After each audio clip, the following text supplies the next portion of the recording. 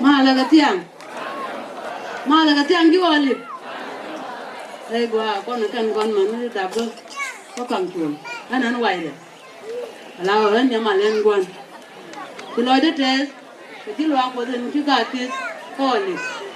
mình ba anh ngồi cho nên thằng lao con thì này coi chuột cũng mà cứ để lao coi để riêng cái lao ngồi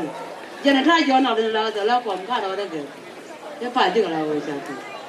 thì nói đất thế cái đứa đá đâu thế nên khi nào con vậy quật mặt cái hoa là cái sang đây anh đều con liêm đi dân gạt cái địa là thế nên coi chị này đoàn cái gì chả đã cháu rồi nè chứ là thế này pin đun cái gì nhảm đã có mấy chum này vậy thế này chum con nào này mà qua mà chả là được con nó quan được cái dân gạt địa là làm này rồiถ้ามันเรื่องย้อนก็เราที่ยังกูจะเราแกร้อนถูกป่ะคนนั้นเดี๋ยวดูวันที่เรื่องไหน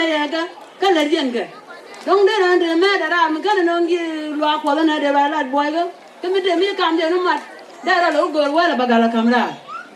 แต่ไม่ว่าจะมาจีเล่ลูกก็ยังกัดกูเอาคนนั้นด้วยไปจ่าถูกแกนั่นนี่จะเป็น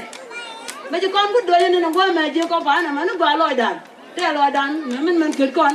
มันได้มันไปจุ่มขวดอาจารย์สาวเลยเราได้เจอกับตัวทอดมันกัดมาเราก็จะเจอกับมุกว่าไม่จะหยุดไรกันแบบเลยไม่ว่าเลยชาวบ้านก็แก่ดงเดียวคุณหลานยันเดียนคุณหลังไงที่ยันเรื่องไงก็จะเชื่อมันเชื่อเดี๋ยวเราก็ว่าเนี่ยเป็นอะไรล่ะก็จะน่าก็จะลงที่เนี่ยเราได้ละเราแก่กันจะจอกันได้แก่กันมาคุณละมาสินแก่คุณไม่จ่ายเลยมุดูก็มันจ่ายเลยยันเจียวได้มุดูอันนั้นแก่กันมุดูแก่กว่าก็พวกนั้นเรียกแก่วิแก่ก็ว่าเชื่ออันยาเชื่อก็จ่ายเลยยาจ่ายได้มุดูวันจ่ายเลยช่วยยันเจียวได้มุดูเราดีนี่มันโดนนะอยู่มาคุณละว่าก่อนอันนี้แก่กันจริงกันเราได้ยันก็เดียวนั่นจ่ายเราก็เลี้ยงจ่ายเราก็ดิ้นเลยจริงเดียวเราก็